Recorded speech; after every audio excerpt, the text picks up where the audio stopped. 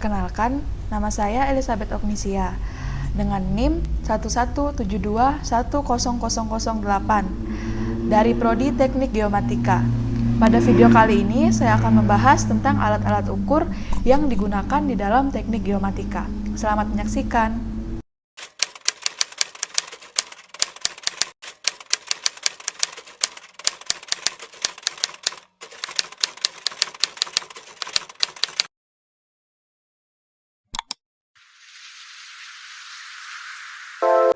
Bagian-bagian dari waterpass yang pertama ada loop.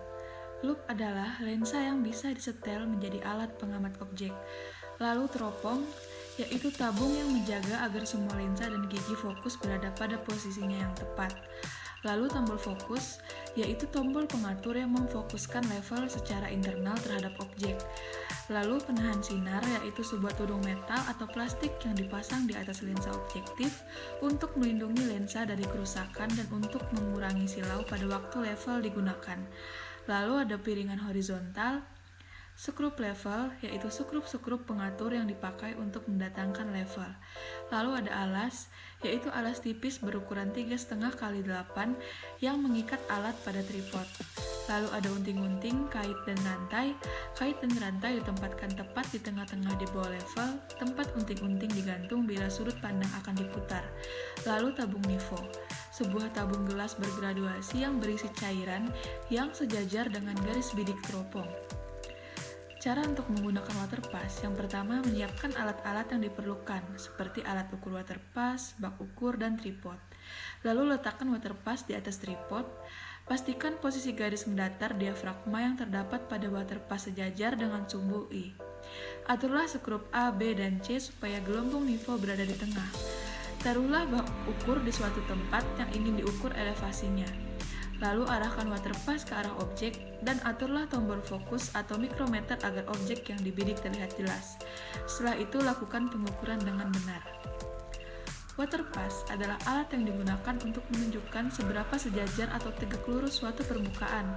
Alat ini adalah bagian penting dibandingkan dengan alat apapun dalam sebuah konstruksi, dan penting untuk mengetahui cara menggunakannya.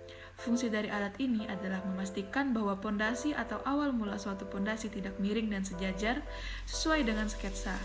Waterpass merupakan alat yang wajib tersedia untuk mengukur suatu objek dan objek lainnya. Hal ini bertujuan untuk menyelaraskan objek dan membuatnya indah dipandang. Jika suatu objek tidak lurus, hal ini akan sangat berpengaruh. Kemiringan pada konstruksi rumah bisa terjadi jika pondasi tidak sejajar atau salah pengukuran. Oleh sebab itu, melakukan pengukuran sebaiknya dilakukan berulang kali sampai Anda yakin tidak ada kesalahan.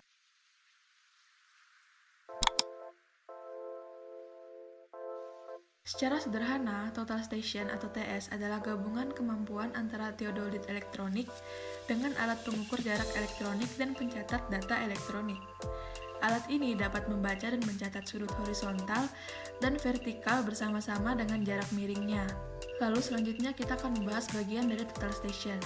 Yang pertama ada pegangan skrup pengaman pegangan, lalu ada garis acuan tinggi instrumen, lalu penutup baterai, panel pengoperasian, pengunci instrumen dengan pelat bawah, pengunci instrumen dengan pelat bawah, pelat dasar, pengatur skrup kaki, skrup pengatur nifo, layar, lensa yang menghadap objek,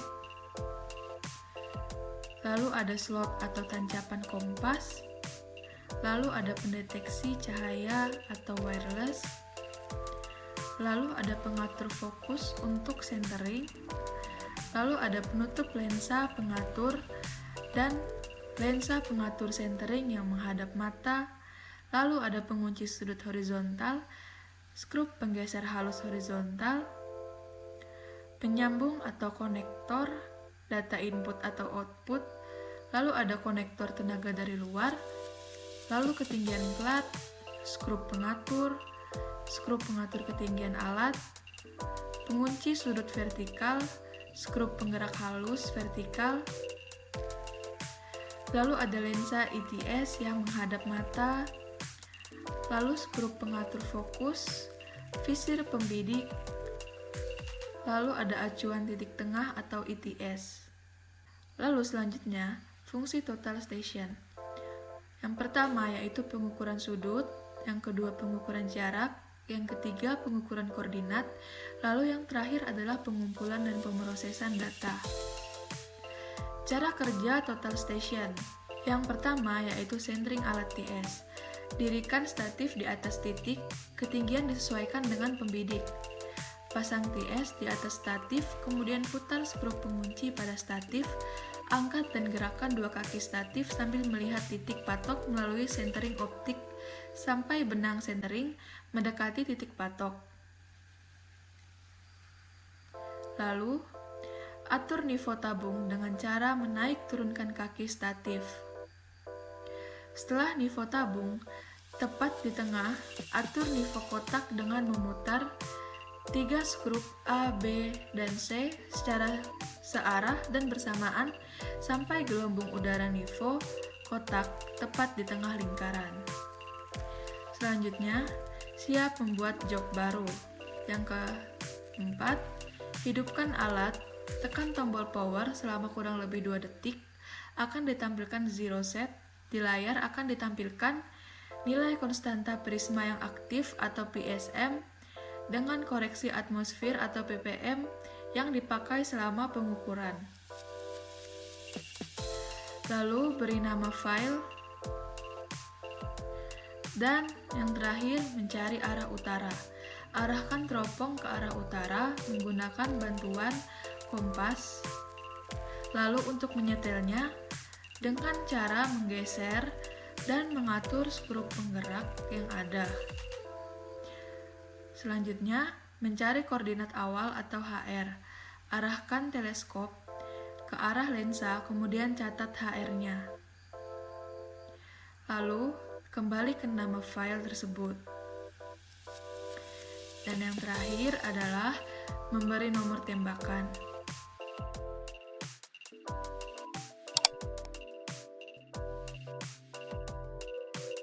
Jika dibandingkan dengan waterpass yang hanya bisa mengukur sudut horizontal, pastinya keberadaan teodolit ini akan sangat membantu pekerjaan ahli geodet.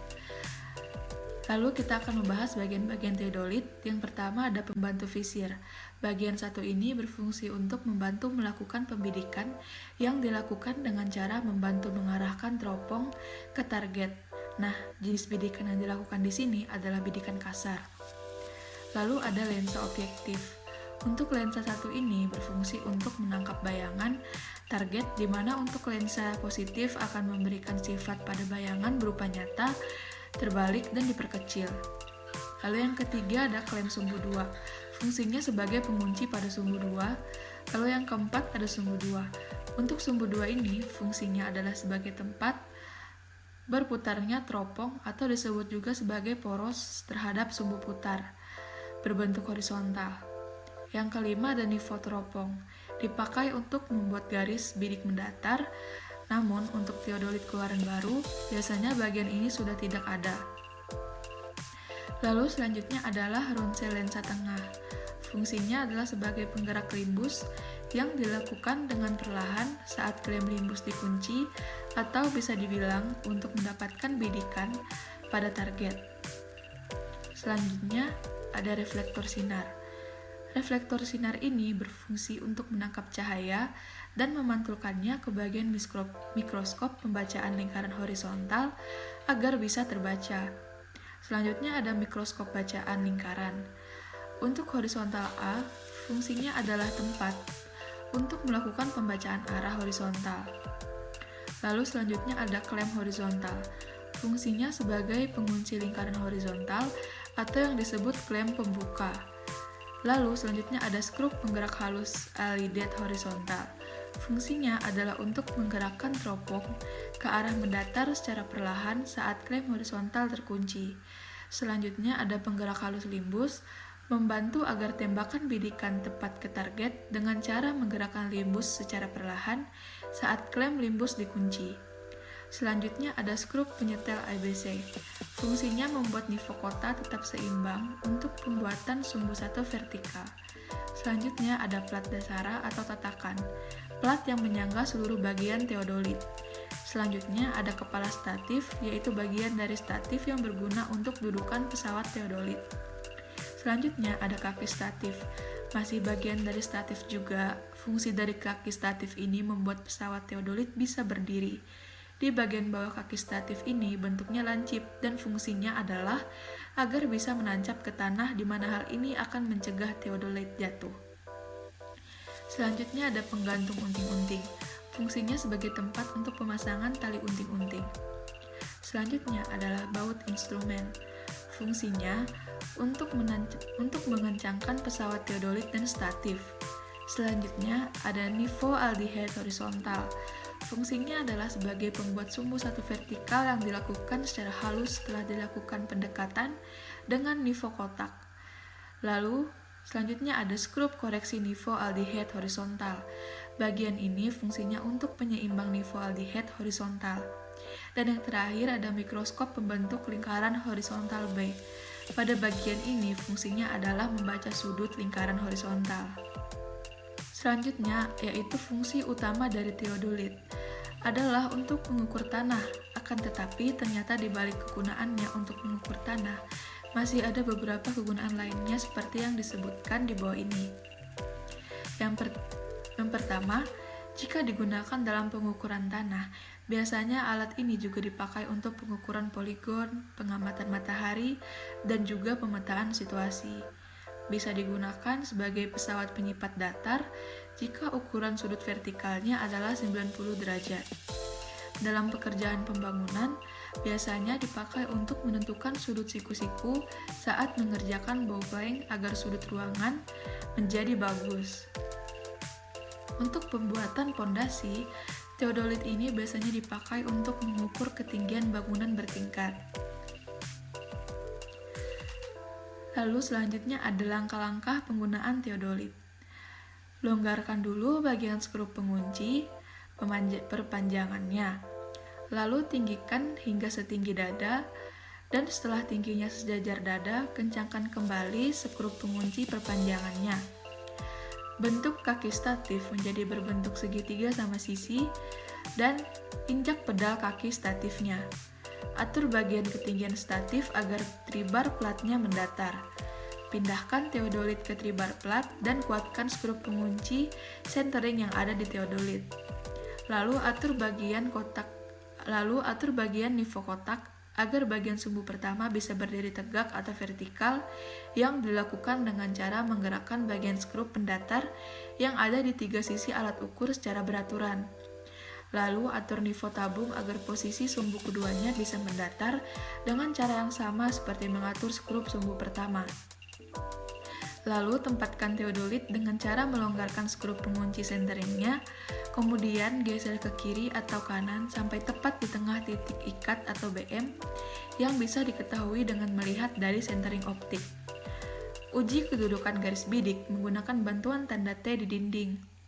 Lalu periksakan ketepatan nilai indeks di sistem skala lingkaran.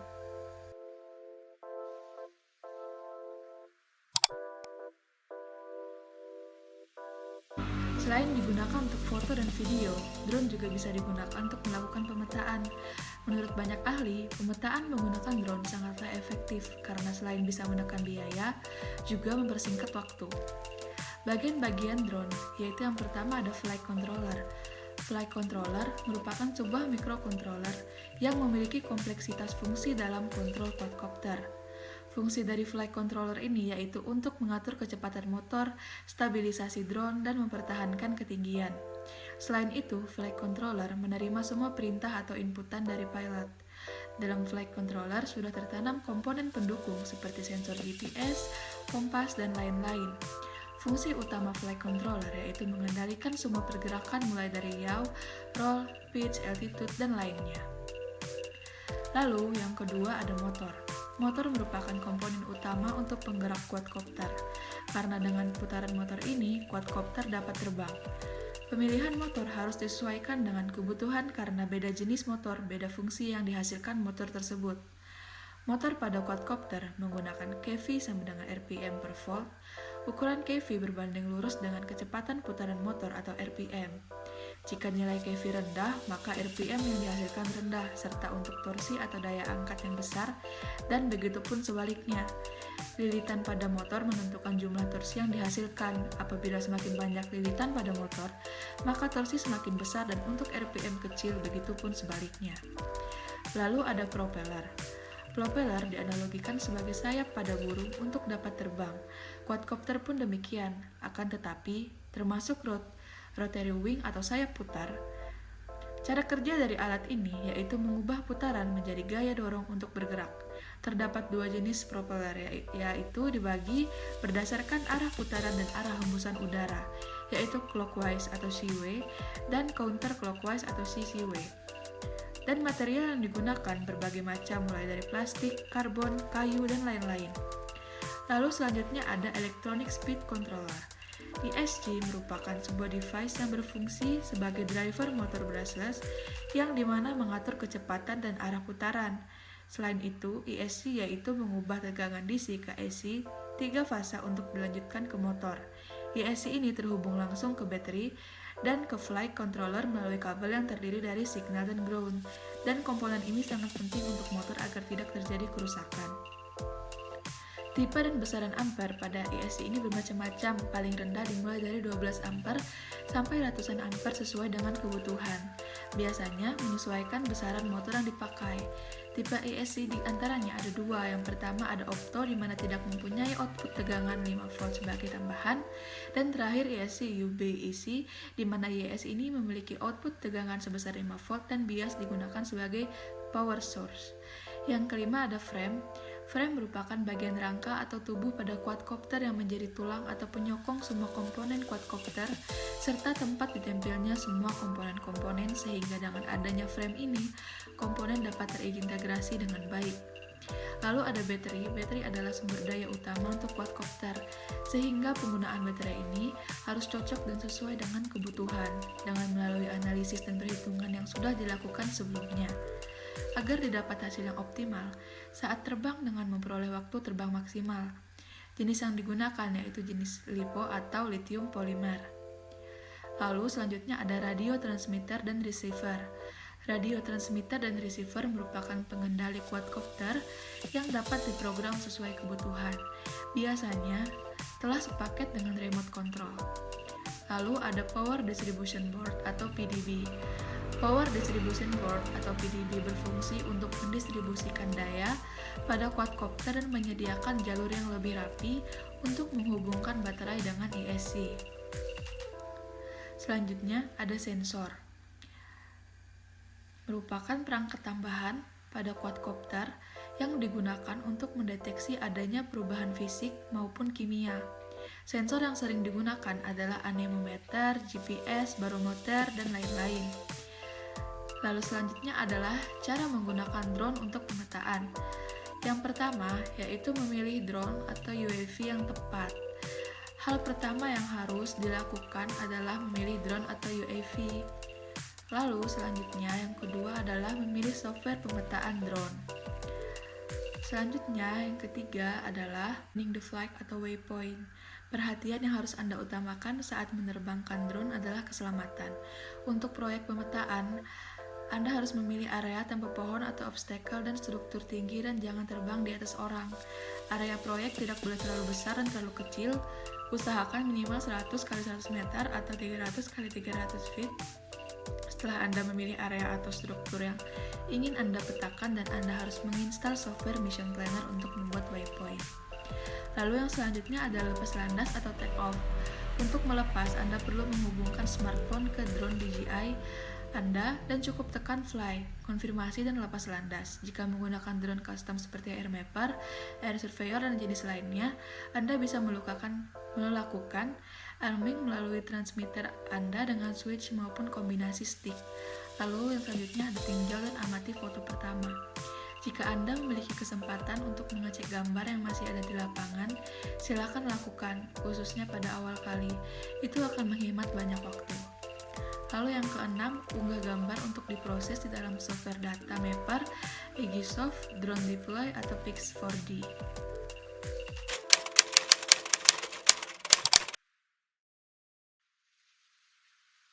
Kompas adalah sebuah alat dengan komponen utamanya yaitu jarum dan lingkaran berskala.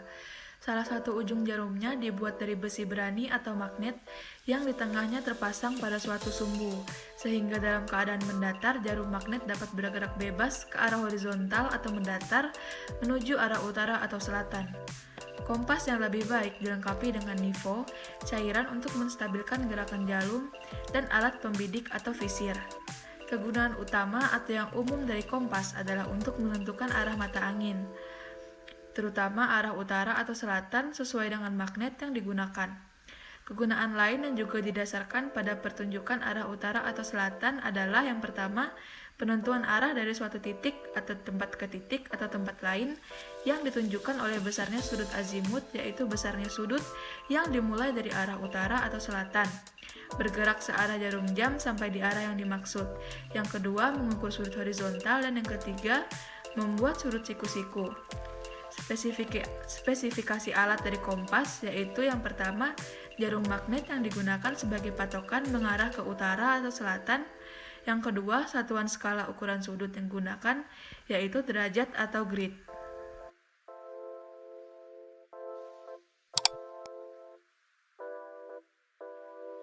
Distometer atau biasa juga disebut laser meter adalah alat untuk mengukur jarak menggunakan pancaran sinar laser yang dilengkapi dengan digital point finder, resolusi tinggi, akurasi, layar digital, dan sensor 360 derajat dan teknologi Bluetooth.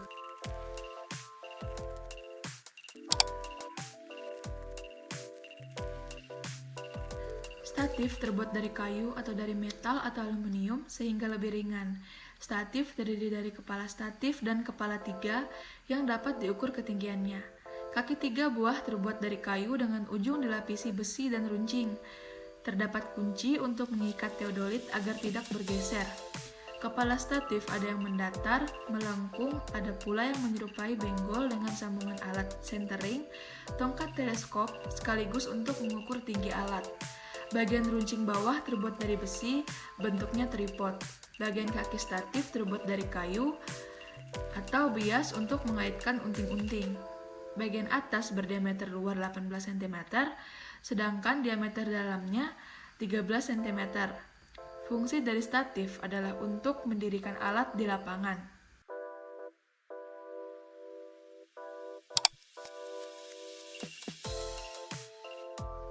Pen ukur terbuat dari kawat baja dan mempunyai ukuran panjang antara 40 sampai 50 cm. Ujung bawahnya runcing agar dapat menancap di tanah, sedangkan ujung atasnya berbentuk lingkaran. Mempunyai diameter dalam 8 cm, sedangkan diameter luarnya kurang lebih 9 cm. Alat ini digunakan dengan ditancapkan ke dalam tanah.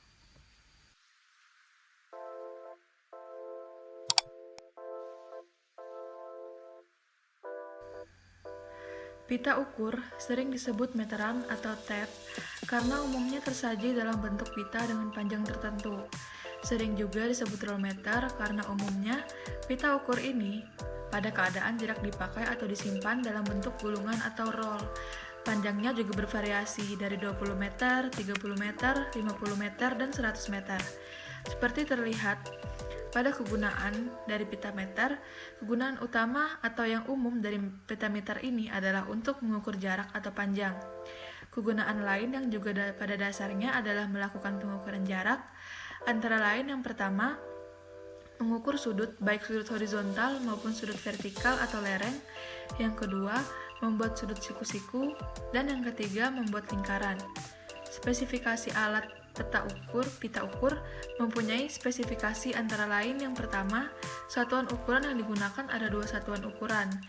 Yang biasa digunakan yaitu yang pertama satuan Inggris, yaitu inch, feet, yard, dan satuan metrik, yaitu milimeter, sentimeter, dan meter. Satuan terkecil yang digunakan milimeter atau sentimeter, inch atau feet. Daya muai, yaitu tingkat pemuaian akibat perubahan suhu udara. Yang keempat, daya renggang, yaitu perubahan panjang akibat tegangan atau tarikan. Yang 5, penyajian angka 0. Angka atau bacaan 0 pada meteran ada yang dinyatakan tepat di ujung awal meteran, dan ada pula yang dinyatakan pada jarak tertentu dari ujung awal meteran. Daya muai dan daya renggang meteran dipengaruhi oleh jenis meteran. yang dibedakan berdasarkan bahan yang digunakan dalam pembuatannya.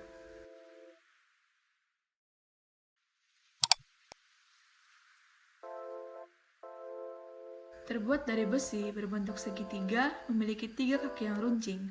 Fungsi sepatu rambu untuk menjaga rambu ukur agar tetap dalam keadaan datar dan tidak berubah posisinya.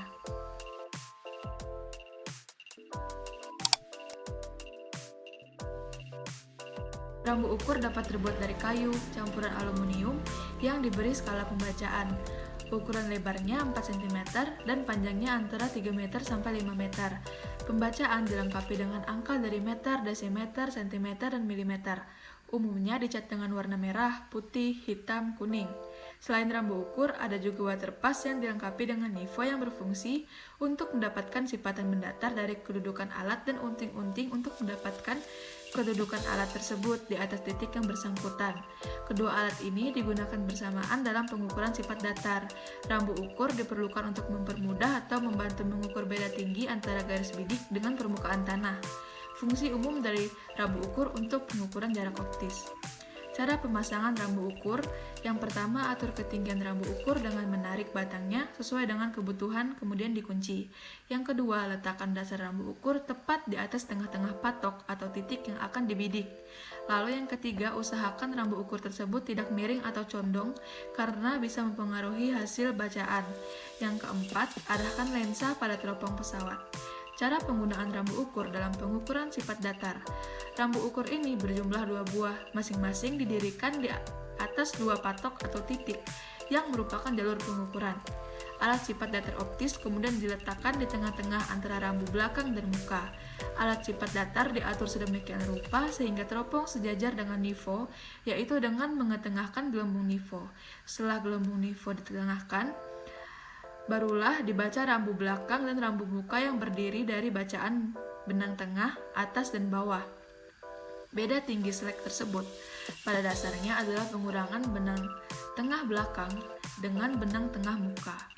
Kesalahan-kesalahan dapat terjadi dalam penggunaan rambu ukur. Yang pertama, garis bidik tidak sejajar dengan garis jurusan nifo.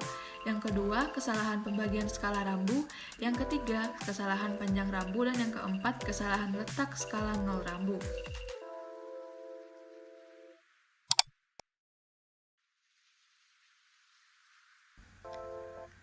Selanjutnya ada alat pengukur yang fungsinya untuk mendapatkan ukuran panjang tanah.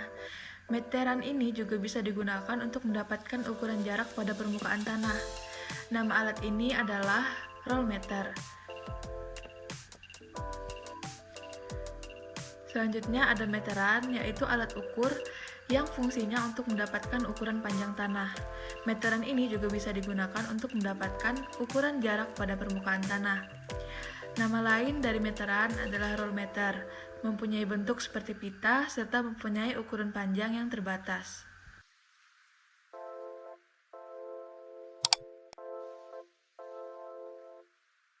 Pada kaca prisma, bagian pegangan terbuat dari besi dengan panjang 2 cm.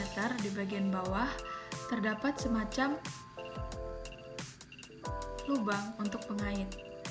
Sedangkan bagian atas prisma segi 5 atau dimensi 3 terbuat dari kaca yang jika dilihat dari luar, bagian dalamnya juga terdapat masing-masing bangun segi 5.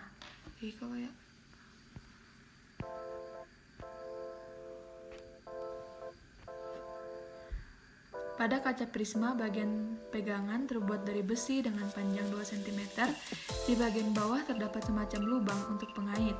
Sedangkan bagian atas prisma segi 5 atau dimensi 3 terbuat dari kaca yang jika dilihat dari luar, bagian dalamnya juga terdapat masing-masing bangun segi 5.